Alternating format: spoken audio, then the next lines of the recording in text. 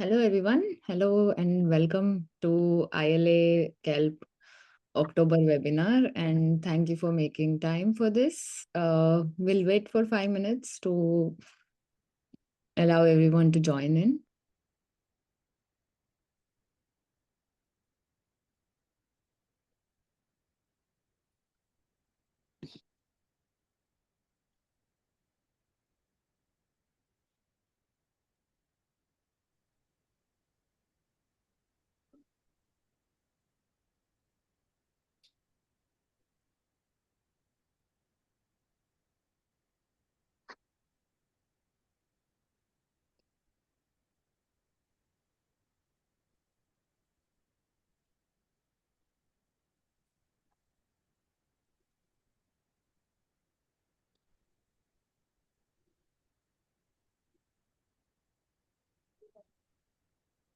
Okay. Since it's being live streamed, we'll also just start the conversation and the introduction meanwhile.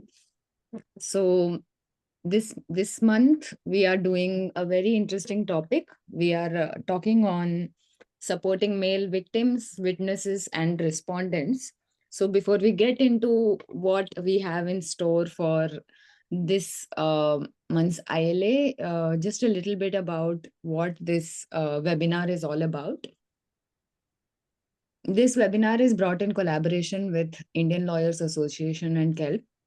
Indian Lawyers Association, or ILA, is a voluntary professional organization for legal professionals in India. It has been formed to shape the future of legal profession across the country. ILA is committed to creating opportunities for quality professional development, supporting the advancement of equality within the legal profession, and promoting delivery of justice. It offers practical resources to help legal professionals improve the administration of justice, establish ethical codes, and build a professional network. So it also promotes the exchange of information among its many chapters nationwide. Now, coming to Kelp, Kelp is established in 2013. It's a forward thinking organization committed to transforming workplaces into safe, happy, and inclusive environments, with a firm belief that employee well being is integral to organizational success. Kelp strives to set new standards in people management and HR practices and overall organizational performance. Kelp is a pioneer in simplifying the legal complexities of PoSH, prevention of sexual harassment at workplace, and aims to demystify the often misunderstood domain of diversity, equity, and inclusion. We take pride in serving over 1,000 satisfied clients in across diverse industries through India, with a presence in 53 countries and delivering services in 15 languages over the past decade. Now, a little bit about our panelists today. We are joined by some really wonderful people.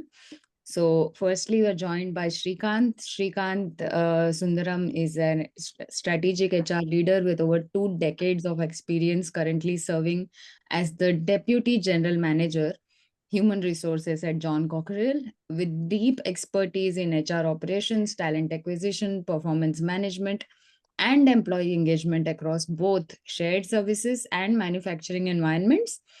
They have led multiple transformative initiatives aligning HR practices and business goals. He brings strong proficiency in HR technology and HRMS implementation, policy development, compliance, end-to-end employee lifecycle management.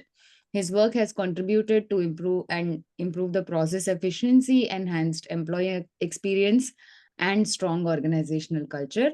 He's also certified in ESG, PoSH, happiness, and mindfulness coaching, and train the trainer, and have been recognized with several awards for leadership in and innovation in HR. So please join me in welcoming Shrikant. Shrikant, thank you so much for coming on panel for today. We're delighted to have you. Thank you, Meenakshi, for a nice introduction. Thank you. We're also pleased to have Rashmita Das, a junior partner at BCP Associates, joining us today. Rashmita is an experienced legal counsel with over 15 years of experience across multiple industries. She has a specialization in employment law, medico legal matters, employee relations, and the prevention of sexual harassment. At BCP Associates, she leads trainings, advisory investigations, and domestic as well as PoSH inquiries. She serves as an external member on ICs for large corporates across sectors. She's known for her deep expertise in handling complex and sensitive workplace sexual harassment cases with fairness, structure, and empathy. She holds an LLM in labor and employment laws from University Law College and has previously worked for leading organizations such as Biocon, Columbia Asia Hospitals, and Adeco India. Please help us in joining and welcoming Rashmita. Thank you so much for coming on board for today. Thank you, Meenakshi, for the opportunity to address on such an important topic, mental health and PoSH. And thank you for the wonderful introduction.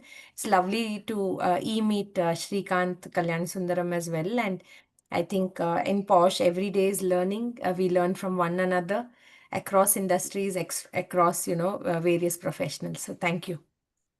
Thank you so much.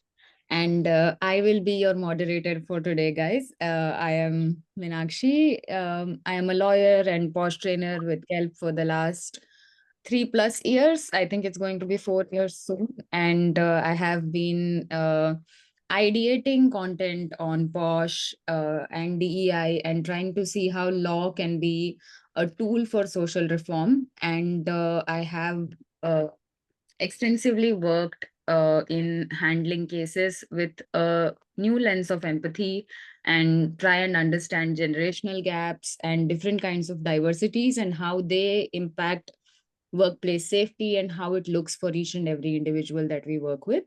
And I have an LLM in law and development from Azim Premji University, where I um, understood how to look at law from a socialized perspective, and also how do we implement beneficiary legislations with an improved lens. So with that, I think we'll start with the conversation for today. So why this conversation matters? It's important that we understand that this session on mental health for men is also something that is an equally important topic. While we do have some malicious complaints sometimes, and which create a negative impact even within the POS framework, it is not to say that this session is not to say, before I get into what this session is about, I would like to issue a caveat and say this is not to say that we don't care about the mental health of every other party in the proceedings. The act is focused on women. We do care about the justice tool that it is. And we do not mean to say that many complaints which are coming through are malicious in nature, and hence we should safeguard men's rights right now.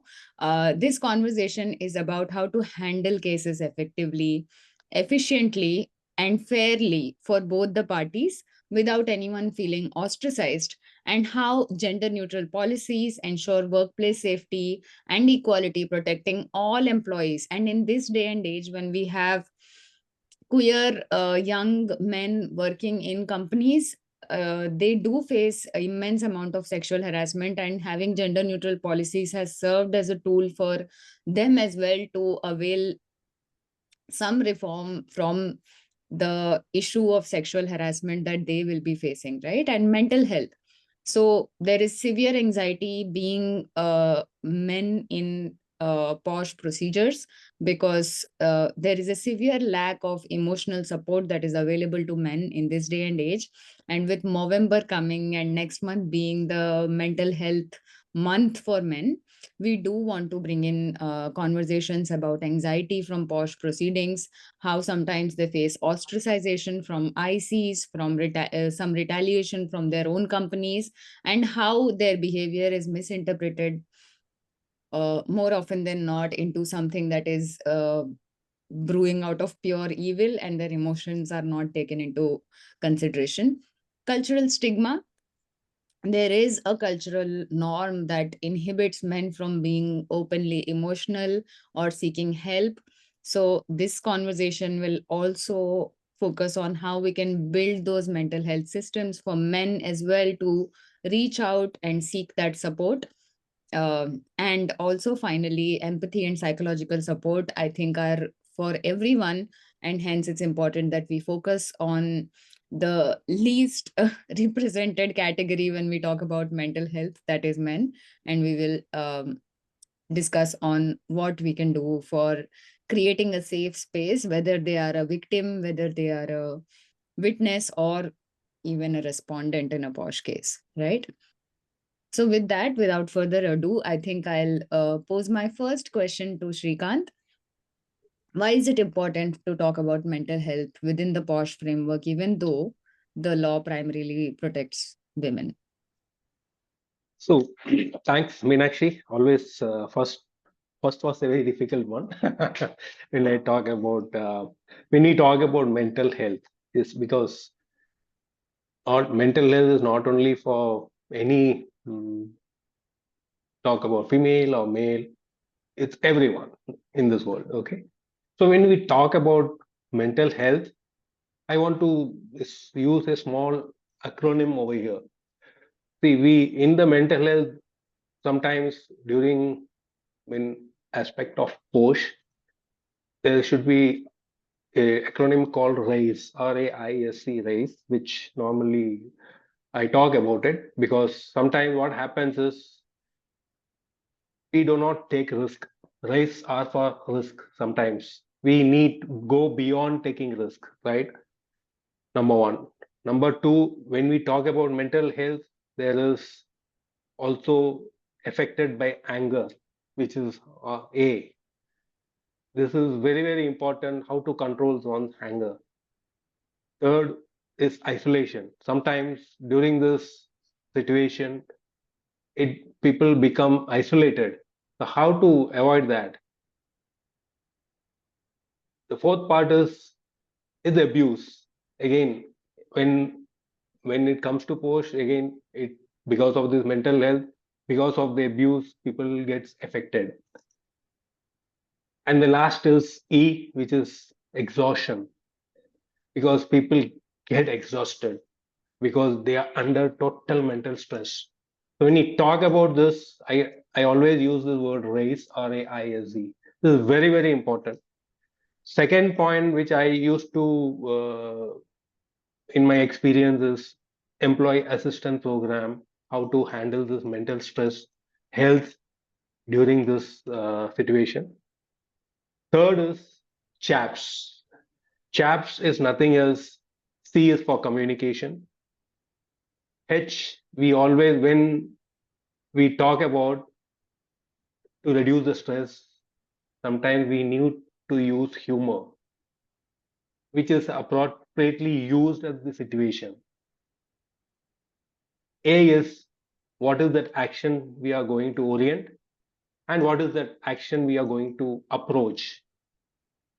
And P is again is an education, which is a psychological education, or we can say talk about psychological stress, we can talk about psychological safety. So these three things, what it comes to my mind, when we talk about mental health in the situation of PoSH for men. This is my take. Thank you so much. I think it was a fun way to also remember things with acronyms and also talk about mental health in a way that we are also addressing the exertion. Like, I kind of really picked on that point when you mentioned exertion and how when women are part of the PoSH committees, they tend to find a solidarity within each other. But then, as male leaders, as respondents, as witnesses, we see so many men in the process. But often, it feels like they are pretty overlooked in the whole process because they don't have the similar kind of solidarity or support systems with which they can navigate the whole process.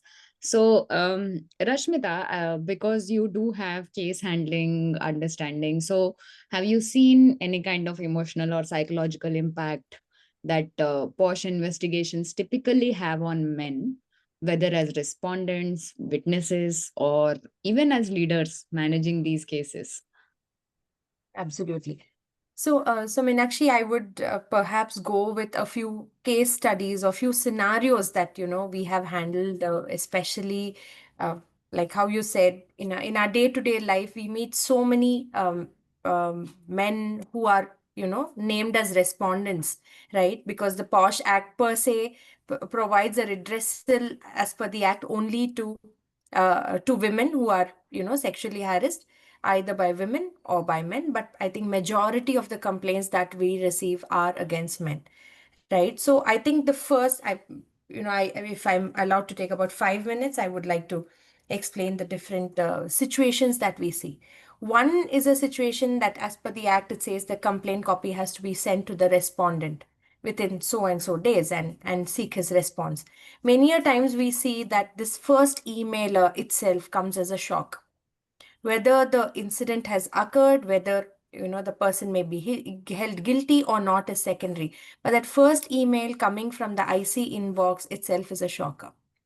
So we would always suggest that, like how you set up a call with the complainant to explain the process, why don't you set up a call with the respondent, explain the process so that the complaint itself doesn't come as a shock, right? Because a PoSH complaint, like how we say sexual harassment, menstruation, all this is seen as a taboo even today.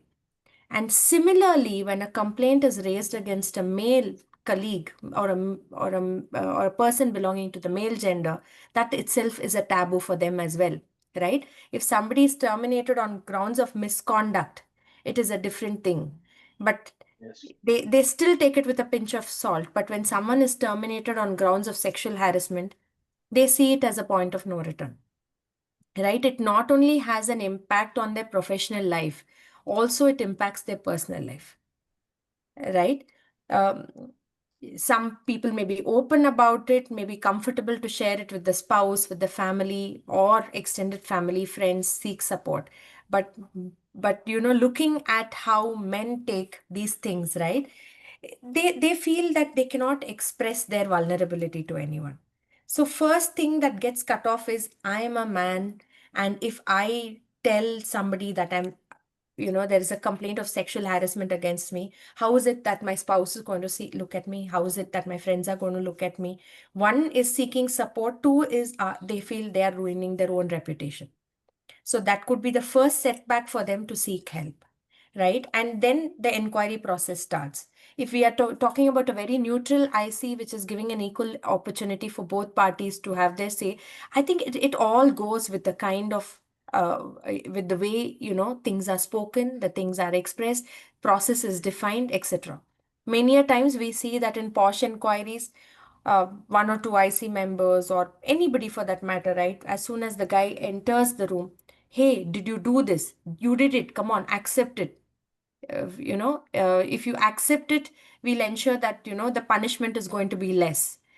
So if you did it, say you did it. And trying to corner them to an extent that they break down, right? Which is also very, very unfair, right? You wouldn't treat the lady the same way, right? When you get a complaint, we never say we are very sorry for what you went through, because we have not yet decided, right? It's still at an inquiry stage wherein we are trying to gather the facts. We are only a fact-finding body there, trying to understand things. But the first thing when you see a complainant and you say, I'm feeling very sorry, or I'm so sorry this happened to you, that itself is putting the respondent down right there and elevating the issue of the complainant. I'm definitely not saying, false cases are, there aren't any false cases. And whenever a complaint is raised against a man, right, it is always seen as, there are very few ICs which look at it that this could also not be a substantiated case. This could also be a misunderstanding. How many of us think that this complaint could be a misunderstanding, right? First thing we think is, oh, Abla Nari, poor thing, she's going through this. 99% of the cases, this could be true that the girl has actually undergone it. But there's still that 1% chance that the guy is also not guilty. So do people look at it? No, right? Then, and then there is a stigma attached, right? For example, there's a complaint against a guy, perhaps a senior guy, perhaps somebody who's influential. And then when we go in for a suspension, his email access gets revoked, mails to him bounce back. What is the message that goes to the organization or to the stakeholders? Okay, is this guy terminated? Has he done anything wrong? And especially if he has a bigger team, especially consisting women?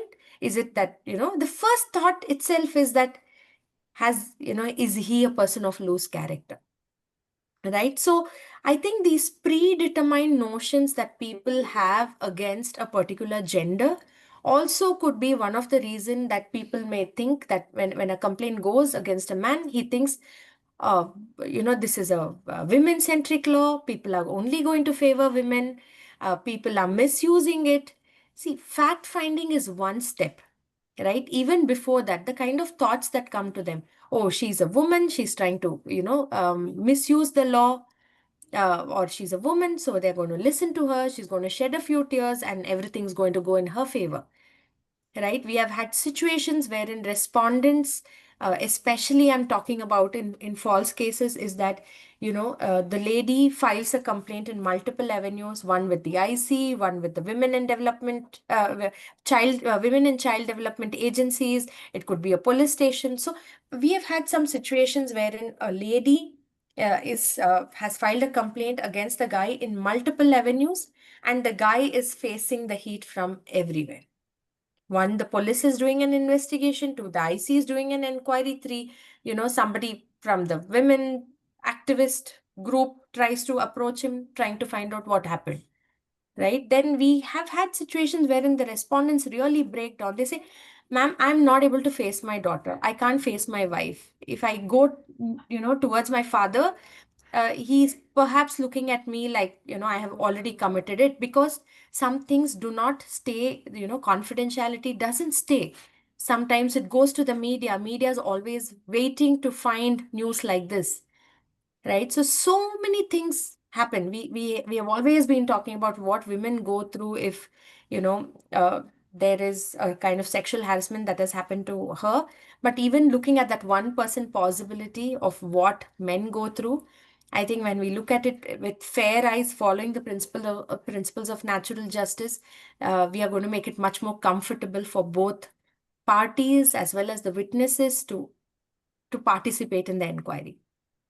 I think with this, I leave it to you, Meenakshi, to take this forward. See, adding Thank- adding to Shmita's point, see earlier when the time of where the PoSH is implemented, there was some traditional masculinity norms to discourage men to talk openly. This is this is still prevail in some organizations. They don't discussing open discussion, or they challenge or they may seek help because they sometimes they feel that whether I can go to them asking for help.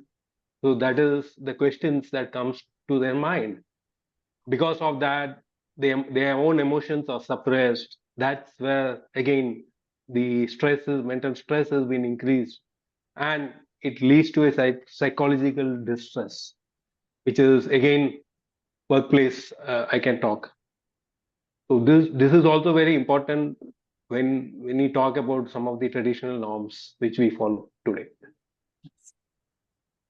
Thank you so much. I think this was so thorough that I am skipping some of the things that I was going to ask, because it does cover how there is this stigma associated. And also, PoSH Act, I feel, is a very rehabilitative act if we look at it. It's an act that tells you that how you can bring back the parties by making them acknowledge their mistakes, and not, Correct.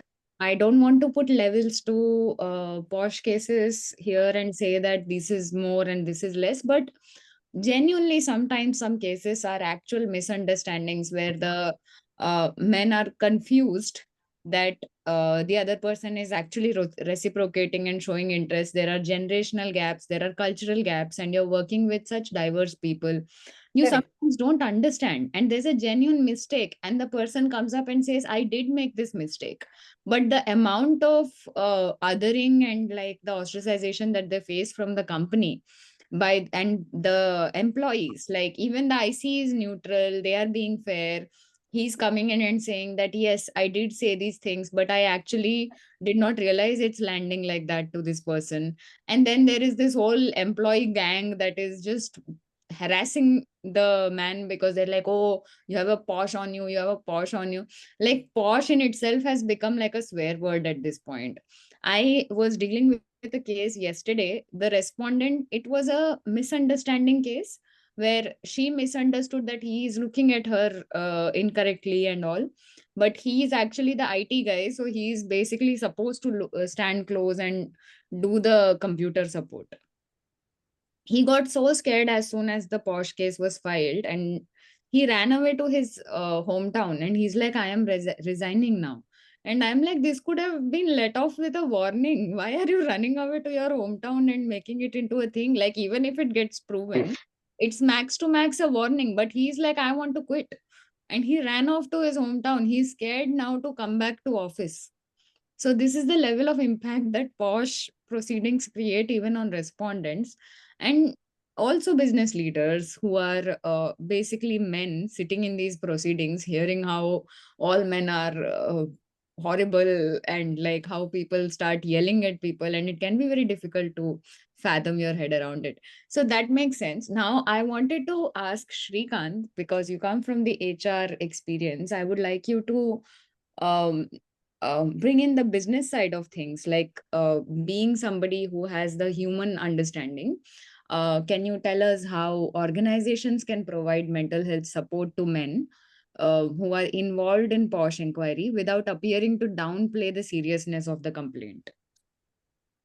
See, first thing is the awareness part, whereas when organization, when we connect with the people, understand the people, it's again bring about the awareness of whatever the policies which is put in place, which is again gender neutral policy, what we can say, because we are wherever in my experience we had this gender neutral policy only. There's not a separate men's policy or female women's policy. It's a gender neutral.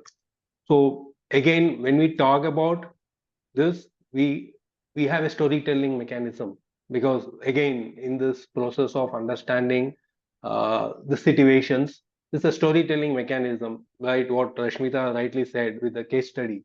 So again, you take about the situations happens in their own day-to-day life which they have seen. So that comes up, because that's one thing. Second thing is, again, as a team, during the internal discussion or internal investigations or internal connection, we talk about this values, because again, PoSH is not just a policy, not just a compliance, it's beyond compliance. Because we talk about values, every organization has this carry forward the values of each of the organization. So each values we talk about. So PoSH is nothing beyond policy. We talk about values and what are the actions which we need to take, or which we need to communicate from the leadership or the group leaders or the committee members. So first we need to bring clarity. Second, the conciseness, okay, which what we are communicating the information briefly, but completely, without any unnecessary details, to the point. Third, correctness, what is that message which is accurate, factual, and free from what you are communicating with any errors. Fourth, which is the complete information, with right from A alphabet to the end alphabet Z at the right time to achieve what is we want to achieve as a desired objective. Five, it's again at the end of the day, courtesy, showing respect, empathy, politeness, and with perseverance to the tone what we used, we talk during the discussion. So these are very, very important when we talk about the human connection in the organization, when we talk about the awareness, when we talk about bringing the values, not talking only the policy, how we can link the values and the policies put in place, and actionable insights while get the points during the storytelling. So these are some of the points which I would like to highlight. I am seeing Is this. that clear? Yes. Or No, Is no. that some more points to the questions you want me to add? No, it does. It does make sense. I think it's more of communication of that stuck with me, that more of communication of the culture and Culture of the organization plays an Yes, important role, most yes. important role. making it interactive. It's very important to make it interactive. Otherwise, people are going to go to sleep when I'm going to come and communicate what is the policy.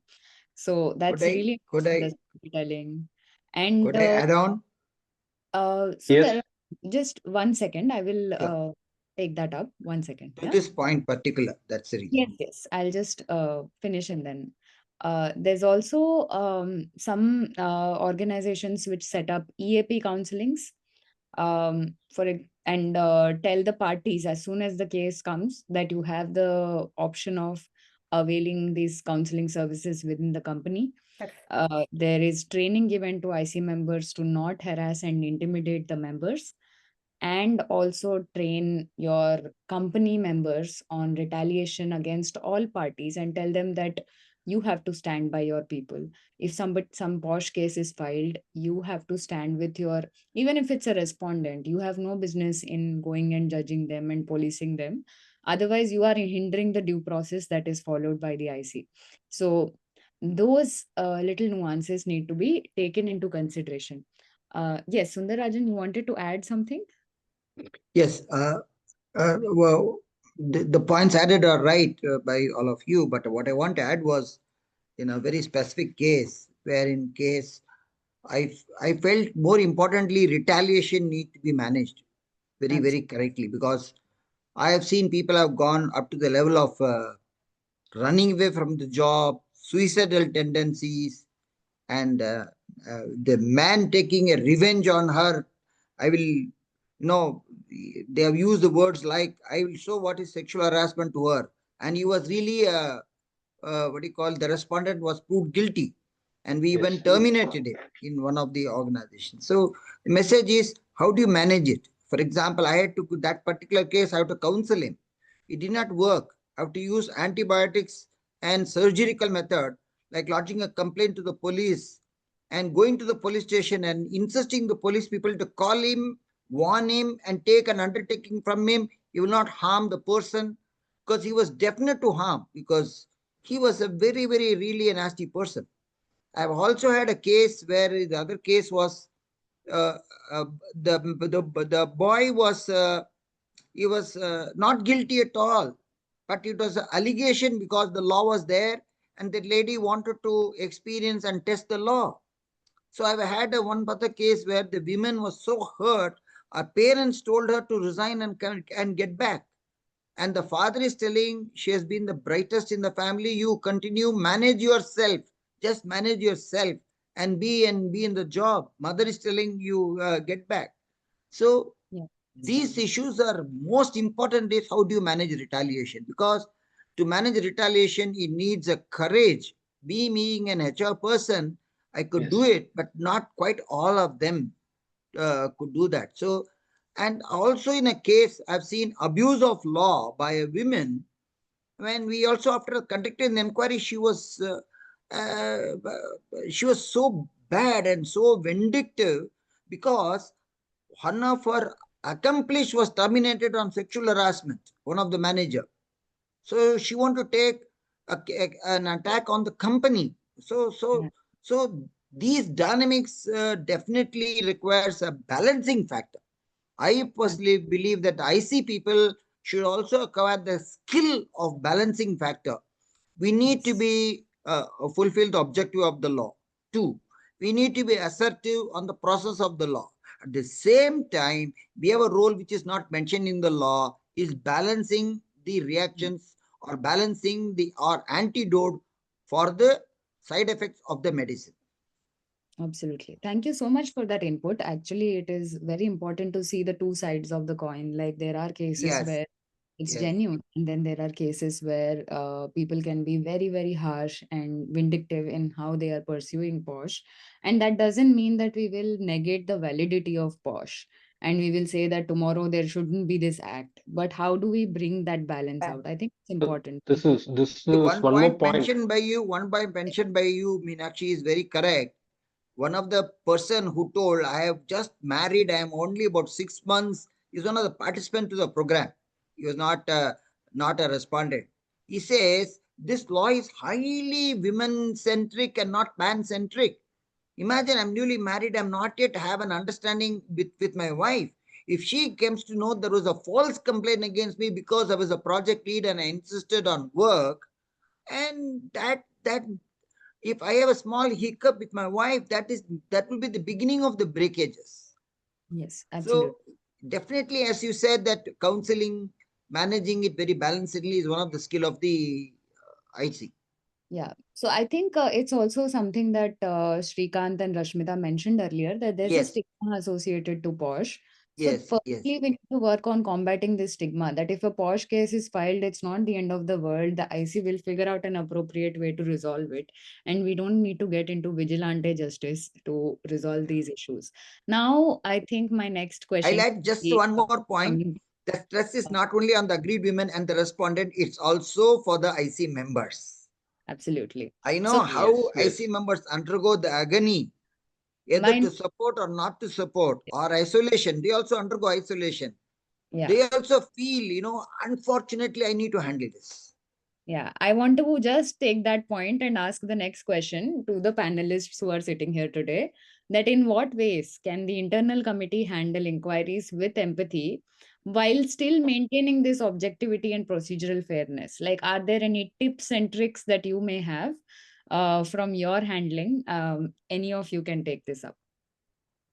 I think Meenakshi, this the first part of what I spoke, when we spoke about the topic itself, covers most of it. One is uh, talking to the respondent as well prior to sharing the complaint copy, giving them the comfort that this is going to be a fair and neutral inquiry, right? One, and two, treating them with respect, like how Shrikant said, emphasizing that this has the idea of respect should come from within the culture of the organization, right? Everybody should speak the same language in the organization. Talk to them respectfully, tell them that there are revenues, provide them EAP support. That most organizations now, they have the EAP support. Explain to them the process that is provided in law, and also tell them that if you want to extract the truth, tell them that if you're truthful and honest, things are going to get much easier for you. Not forcing them for it, but telling them that you don't need to feel awkward to share any information, because many a times we also see that the awkwardness of sharing the complete information not just lies with the complainant. Sometimes men also find it extremely difficult to explain the details uh, of their relationship with the lady, especially if it is a consensual relationship. That time, what we see, we try and see if there's an equal balance of genders in an inquiry committee, because the act specifically doesn't say that there has to be a male member, but we always ensure that there are one or two male members to make the respondent feel comfortable.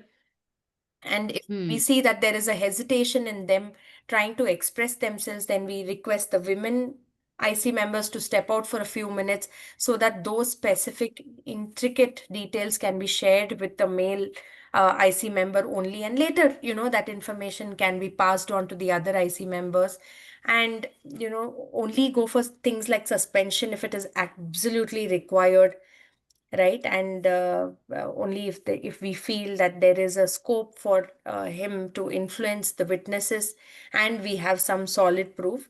Try not to go for things like suspension, though the act, legally it is permissible. If you see what happened in the Genpact matter many years ago, right? Suspension letter went floating and the guy committed suicide, the vice president against whom the complaint was raised, right?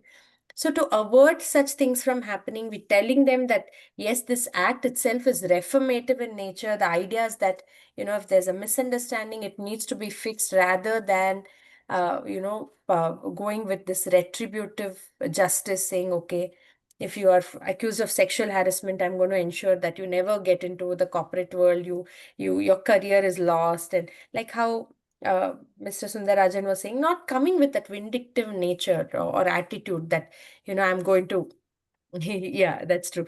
So, okay, you are in a posh case, you're held guilty. I'll ensure that you never get a job and things like that. Like, the stress is not just on the parties, it is on the witnesses, especially if the respondent, complainant are their leaders. So they are worried about the future of the organization, they're worried about the project. So that kind of a mental support also needs to be given to witnesses, assuring them of no retaliation and providing them EAP support.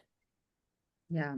I think most of the points Rashmita has covered. But again, when we talk about the internal committees, when we talk about, I think, what is the PoSH policy? It's a lengthy process. People don't read. So it's a very boring subject. So how to make it very interactive, very interesting? So we use as the 5 M's to understand the policy for each of, not only the IC, any of the employee. What is PoSH policy? It contains 5 M's. Which is one is mandate, which is the policy is a mandate. Second is members. Who are the members? Who are the IC committees? Why the IC committee is in place? Then we talk about message, communication, and awareness. How we are going to communicate down the line. In the plant level, we do the storytelling activity to on the shop floor people. They don't understand. They are vernacular languages. How to understand them? So again, IC committee also understand. Yes, they need to go down the line and understand the storytelling basis for the shop floor people with the vernacular, using the vernacular languages. Because PoSH, we talk only in the English language for what is for there in the shop floor guys. That is also very important. Then what is that mechanism we use in the policy? What is the communication mechanism which is there Correct. in the policy? And the last is we talk about reporting, monitoring, what reports, how to communicate, what is the confidentiality, who to communicate, when to communicate, who to approach. So all these things, it was all basic things, nothing rocket science, but how we communicate, that is very important. So that's where the interest comes in place to understand each of the uh, uh, policies of the conditions of the in the PoSH. Correct. And also, I like have how Shika said, trying to speak their own language, right? We try and Yes, sometimes, even though people can speak English or cannot speak English, the right? vernacular language is Yeah, giving them that very, option to speak in their vernacular so that they can express themselves better. yes. It is always good to have that good balance of languages within the IC. Hmm. That's what I I personally believe in. So Rashmita, I when you think, I have only 1 minute. Very interesting point. The recent high court,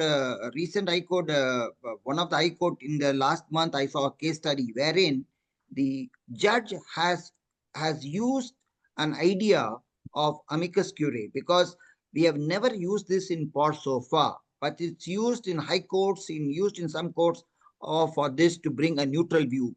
When we may be seen as a prejudice, IC members, or any witness may be seen as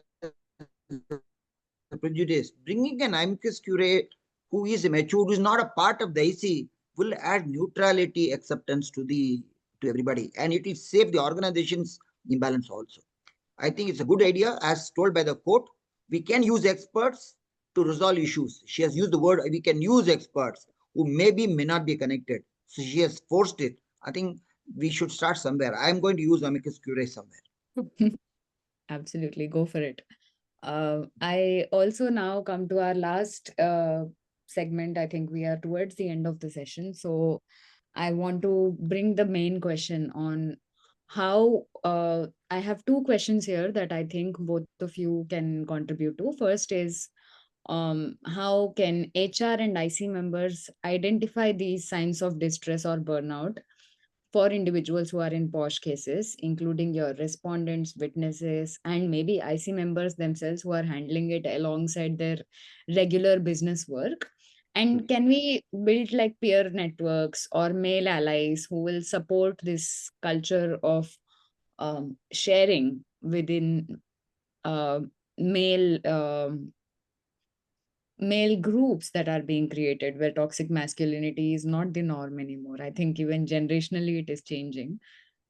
People are wearing pink. So I would like us to, I think, bring those positive notes. And how do we identify these and how do we resolve these? I think Shrikant, the business side, please let us know.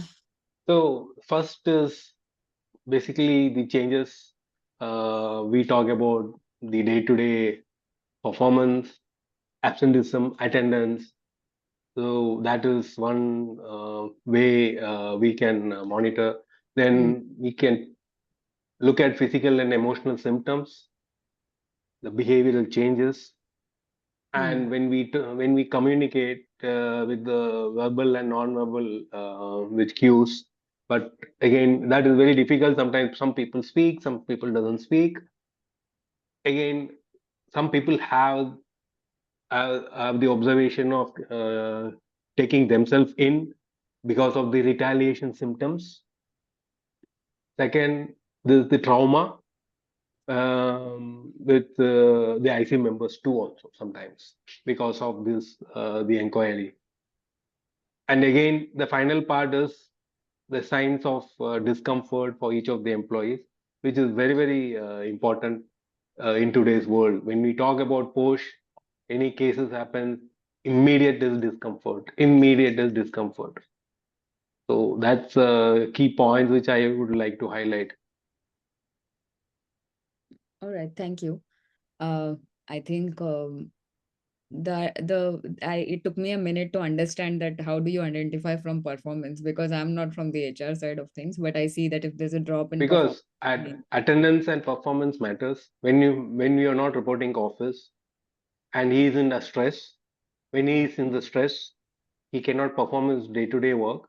When he is not concentrate on his day-to-day work, at the end of the day or the end of the month, his output is absolutely. is a failure, right?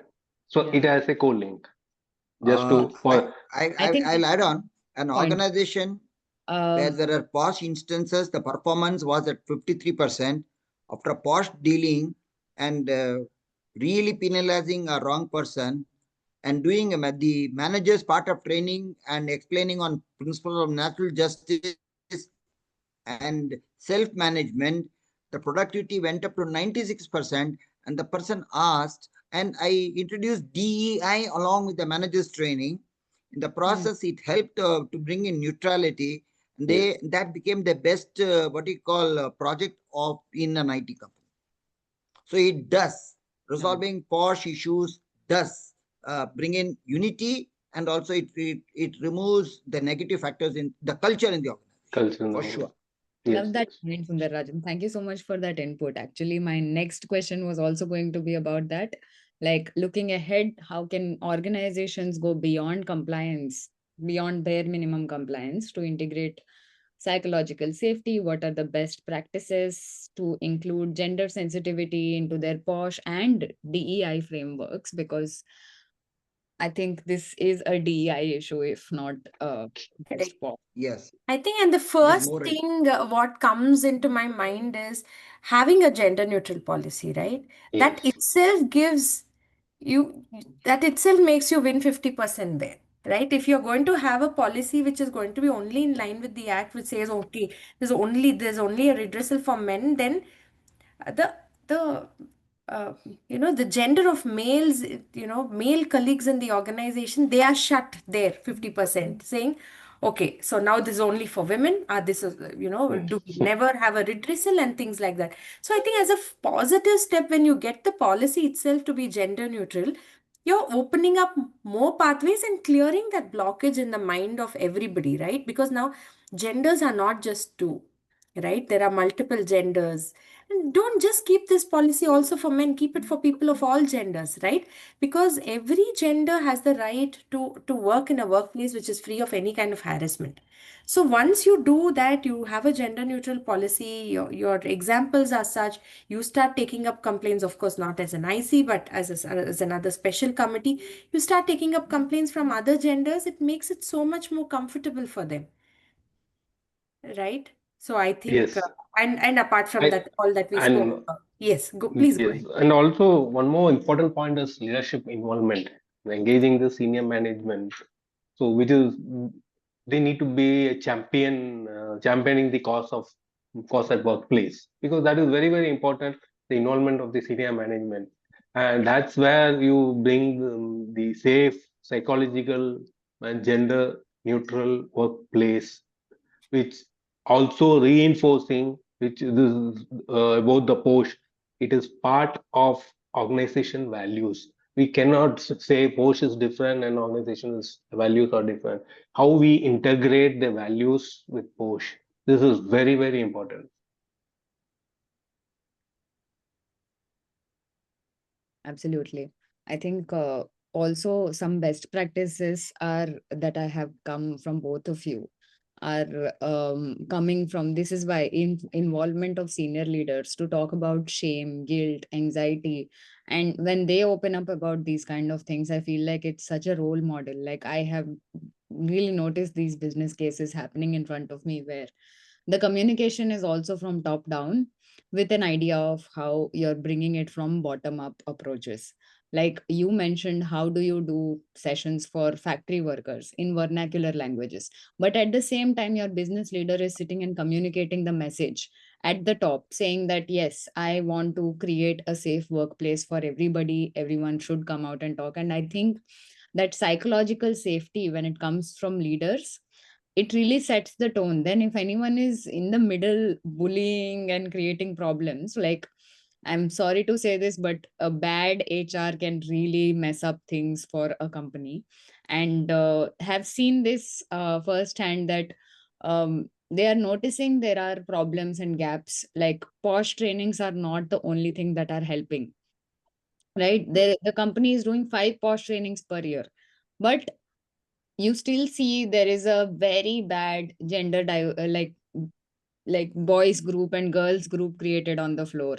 People are really going at it with each other. There are multiple misconduct complaints. Some of them are also becoming PoSH complaints. So when the culture is only like that, then how are you going to fix it with just PoSH trainings? I think we need to bring in like more of those DEI trainings, bring in understanding of gender, respectful workplace. How do you not become men versus women when the world has reached 64 plus genders? And how do we catch up with that? And also DI trainings helped in these senses that there was a case that I handled where the person was queer and he was able to file the complaint because of a gender neutral policy, but the amount of harassment he went through, he really broke down while he was communicating, because it's not that he has complained against 3 people. He's complained against those 3 men in the company and one more girl in the company. But apart from the 4 people he's complained against, he's saying, I usually deal with homophobia unless it goes to this level. He's like, everyday comments are normal for me, you know? So, where is the psychological safety for an employee who's coming to work, who's being reduced to his identity and constantly facing this kind of behavior? And even the some respondents, I feel like they really don't make a big mistake. They have actually misunderstood and pursued somebody because they liked them, which is not a crime, to be honest. But as soon as the PoSH complaint is filed, they get aggressive. They're like, how dare a PoSH complaint and this and that. And then in the proceeding, they really there's a Hindi saying called apne pair pe kuladi marna. So they will really make the case bad for themselves. So they've just asked a girl out, but for that they will be like all angry, I never did it, I'm never going to say anything.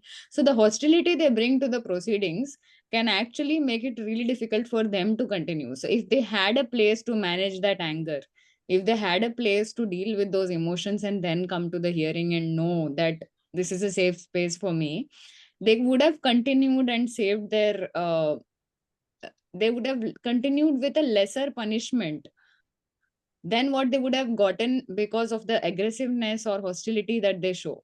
Which is also why sometimes IC members reassure that this is a safe space, please share, this is time for you to defend yourself, not play the blame game. please talk about we have to bring them back constantly. Please talk about the points in the complaint. Correct. So that is Yes. really, I think some very good insights also came through about doing multiple kinds of trainings, sensitizing IC members, and also bringing in a top-down approach in creating that message. So before you all go, if there are any last thoughts coming in from both of you, I would like to maybe open it to Rashmita first, and then we'll close with Shrikant. I think we have covered most of the issues, and perhaps like how we were discussing, that the culture of the organization should be that anyone facing any kind of harassment can reach out. It is not just that women face sexual harassment; it could also be men. Not just women see sexual harassment as a taboo. It's also men, against whom such complaints are filed, right? So that ridicule, disbelief, everything, or self-doubt, saying, and also, maybe I'm jumping the gun and talking about a few things. And I also think people's tolerance levels have really decreased. Maybe I am also, uh, apne पैर पे कुल्हाड़ी मारना is also what I am doing, because I'm seeing many cases which are, I will not say trivial, but some things which can be handled at their level, they don't have the capacity to either handle them, or they have a very low threshold. We have had some complaints wherein someone says, touching on the shoulder, not with a sexual intent. Mhm. I said, you're on the way, you're just walking. There's a cramped space. You just hit against another person in the lift. We are finding allegations like that coming, and a standalone incident. Patting on the head coming as a standalone incident. Oh, So things like that which can be handled by them. Tell the person that and we're talking about a person who's quite aged, right? He looking at a 21-year-old fresher and say, "Arey, ऐसे क्यों करती हो?" And then just hits on the head. And we are getting complaints like that. So are we, is awareness being taken to another extent per se? I'm not saying, okay, I also agree that in offices, in workplaces, in a professional environment, no one should touch another person. Same gender, different gender, fine. But is there something that you could have done by handling it yourself, telling them, no, don't do it? Okay, skip level manager, HR manager, bring it as a workplace issue. But do you have to actually bring it up as a sexual harassment issue? I don't know. Right. So Yeah, if people it's need to be standalone and equipped if to it's handle with good things on their own intention. as well. Yeah. Yes, sorry, Meenakshi. No, I was saying if it's a standalone incident of just a crowded elevator, I think we've all been in those. Correct. that's the day-to-day life in Mumbai, especially in corporate office. You get many people in the lift after 5 o'clock, and after 10 people or Yeah. 15 people will enter. So it happens. Correct. So adding to Rashmita's point, one point is very, very important is relationship intelligence. When I talk about happiness and mindfulness, it's all about relationship intelligence, because that helps any employees or managers, which is the part of culture of respect, which can avoid or escalate or create any such issues with related to PoSH, because relationship intelligence plays a very important role in today's world, as well as emotional intelligence to handle men mental health in today's world.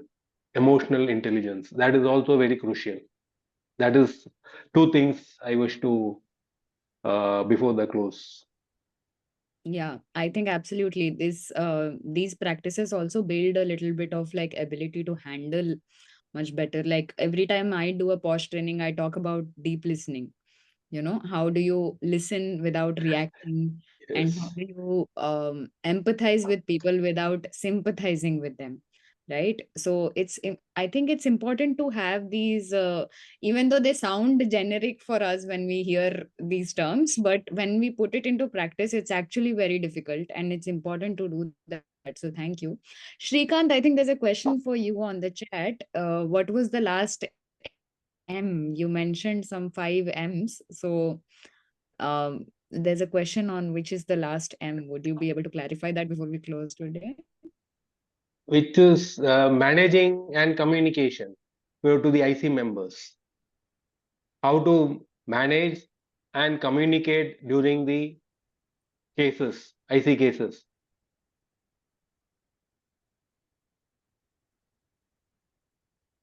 Okay, I hope that answers the question that was asked.